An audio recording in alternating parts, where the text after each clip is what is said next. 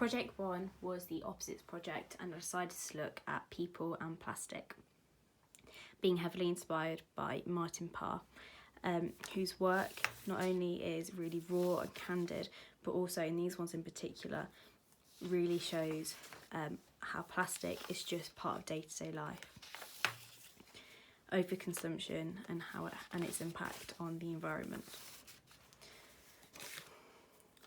None of these images that I looked at showed anything wrong with overconsumption or one single-use plastic, whereas now that's becoming increasingly more of an issue within society. So it's from this I looked at a number of documentaries, one being Plastic Island, which was talked about how there's a mass of ocean it takes about 2 weeks from America to get there, which is this huge massive ocean all filled with plastics that have been single-use plastics or essentially not needed plastics as a result of overconsumption of day-to-day life. What I found really interesting is how they mentioned how year after year they do this experiment going out to this area of ocean, and they find there's very little red, orange or yellow plastics as fish you think they're food and use them and eat them as food. This is something that I want to come back to and really explore within my work. Another one being Plastic Wave. This was an English scientist who compares both our attitudes and education on plastic consumption and its impact it has on the environment with India's. He goes to India and not only sees the devastating effects it has on their environment, but also speaks to a number of people, one of which was a man who essentially said that he doesn't think anything wrong with overuse of plastic going into their rivers, waters, how it's not humanity's fault, because it's been like that for such a long time, there's something they can do about it. It's these attitudes that I really want to address within this project. Another thing that was interesting within this project is how they spoke about that in time, if the rate of plastic goes down, the ocean will naturally use the beaches as almost like a rake, and how they will naturally churn up plastic if we do something about it. So it's from this I looked at photographers and started to think about actually how I could voice my opinions and views on plastic. Michael Jane Fox was his first photographer, who essentially took something like plastic, which is really negative but part of day-to-day life, and took abstract images that almost find something beautiful out of them. A second being an artist that I actually can't pronounce, but a Japanese artist who physically shows the impact of overconsumption and overuse of plastic and single-use plastics is wrapping houses and places of work up and vacuum packing only for a second the families, to symbolise how suffocating it has, the impact plastic has.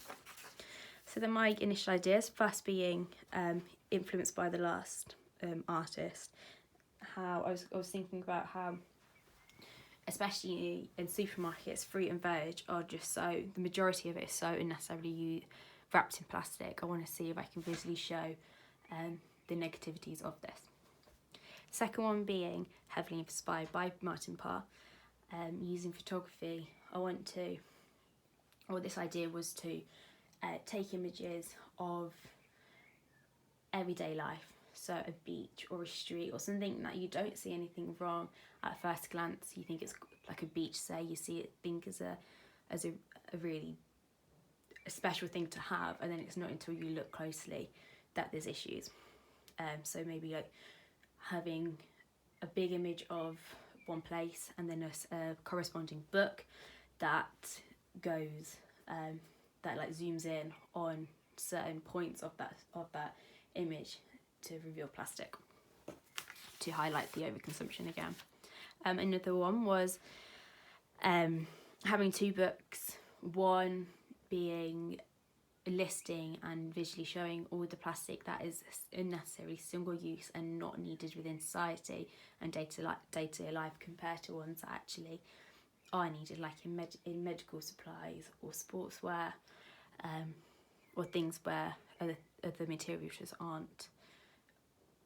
don't compare, and are also but these are things that aren't single-use plastics.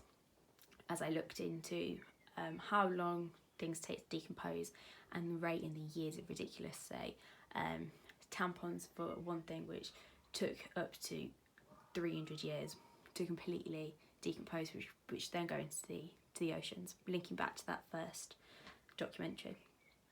A fourth idea was looking at before and after plastic. Plastic is seen as, or especially in the past, seen as like the perfect material. It's clean, it's shiny, it's essentially perfect as it when it's initially made. But then I wanted to try and visualize what it is when it's not in use anymore, but it hasn't decomposed, and when it is just affecting the environment, to try and like visually show that process. Another idea was to document one person's consumption rate of plastic within a month and visually show that, to highlight the issue. And also another one was similar to the idea, a previous idea, but was to have images of places that everyone uses day to day, or nice places that everyone wants to be at, like the beach or a nice town or something, and then minus key areas. So take away areas of the photograph and have a corresponding book full of what those areas are and the plastics, whether or not it's personal use, like on your phone, or makeup, or litter, or anything like that. But again, highlighting where plastic is used and where it's unnecessary. All of which could be really visually inspired by the raw candidness of Martin Parr. So from this, I decided to use the beach as a key location. We're told a lot it's mentioned a lot how the beach is the place where plastic is churned up, and where you can find so much rubbish on the beach, and how it's polluting the beaches. I knew this was true, but I wanted to actually see how much of an issue it is. So not only was this primary research, but also it ended up being developed into the final outcome for this project. So here I took a walk to Hunstanton, not to Hunstanton, but on the beach in Hunstanton for about 40 minutes, and every time I found some plastic I stopped to photograph it, which can be seen here. And these are just the outshots. So I then started to look at pixelating each photo to try and mimic the idea of microplastics and the plastic particles that were found in the oceans from that documentary, which they actually ended up looking just like plastic beads, like could never be used into anything, and were just a nuisance. Almost looked like sand or shells until further look, and actually the bits that the fish then eat. So this was experimental with different sizes.